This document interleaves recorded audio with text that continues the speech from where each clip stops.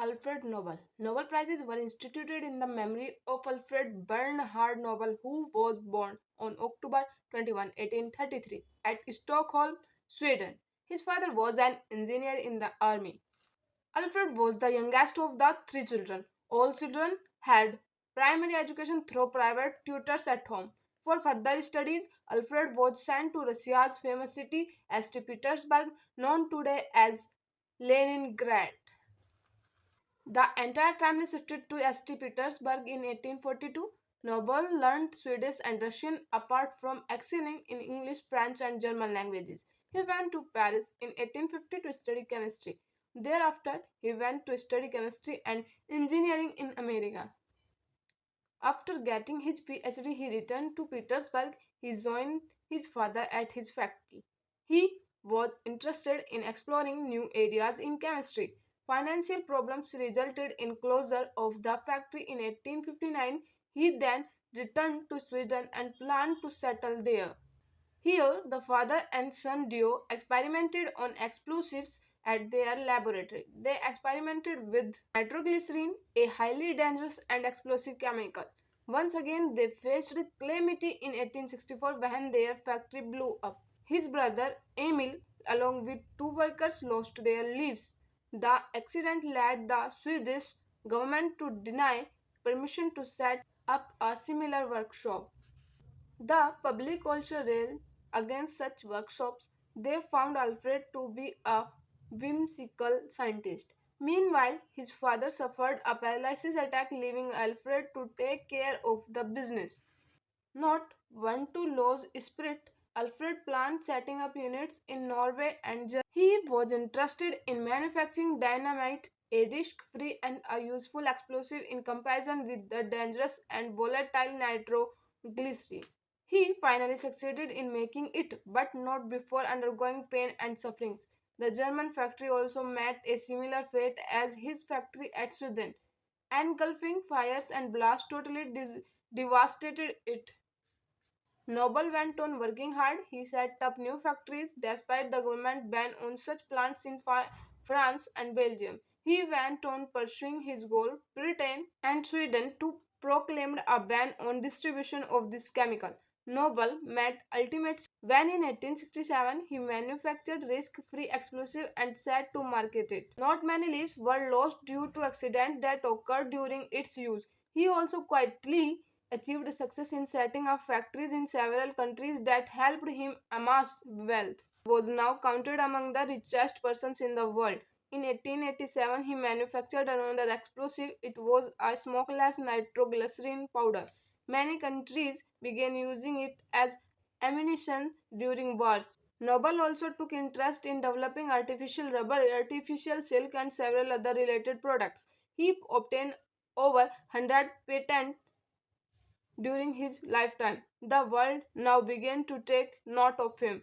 Even as he went about accumulating his wealth, he was tensed. He was then not keeping good health. He was concerned and mentally disturbed over the misuse of explosives he had manufactured. He felt guilty about it. He feared his invention was not being used for productive purpose. Rather, it was being used as ammunition for weapons of mass destruction during wars. This made him feel responsible for all that was happening around the world. He only wished his invention of different explosives be used for peaceful purposes. Nobel was a quiet scientist who loved solitude. This brave and adventurous scientist had infinite patience. He always wanted to try out something new and innovative. This famous, great, and wealthy scientist remained disturbed all the time. His conscience beat him, carrying within the guilt of being responsible for the loss of innocent lives. Another case of concern was the future misuse of all his inventions. He had achieved immortal fame by the time of his death on December 10, 1896. He was 63 years old then.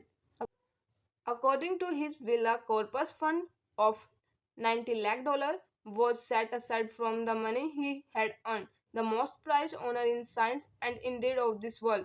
The Nobel Prize was instituted in the year 1901. They were presented in five different subject categories: physics, second chemistry, third medical research, fourth literature, fifth world peace. In memory of Alfred Nobel 1833 to 1896, these prizes are presented to persons who excel and contribute for development in their respective fields without discrimination on the basis of creed, race or nationality. No applications have to be filled to get the Nobel Prize. The Nobel Selection Committee, on the basis of recommendations received, selects from among scientists, literatures, and ambassadors of peace for the prizes and honors them. Apart from cash, the winners are given a gold medal and a certificate. In 1990, every prize winner was presented $9 lakh. Nobel Prize is shared equally if two or more winners are declared from the same subject category. The Nobel Institute of Sweden carries forward the ideals and spirit of Alfred Nobel. It conducts the presentations ceremony in Sweden befitting the manner Nobel would have loved to honor people who contributed their might, returning something from what they had received from the world, like he had done. The world paid tributes to this great scientist by naming the element 102 in the periodic table as nobelium. Since 1969, six instead of five category prizes are given.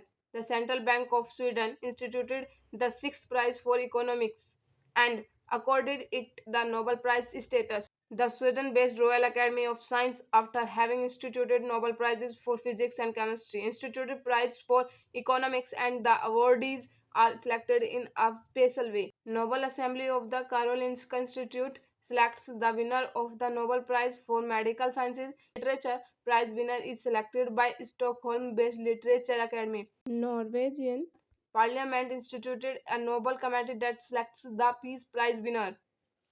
All the selected prize winners converge at Stockholm, Sweden every year on 10th December, the death anniversary of Nobel, to receive the prizes at a glittering public ceremony. The Peace Prize is presented at Oslo in Norway.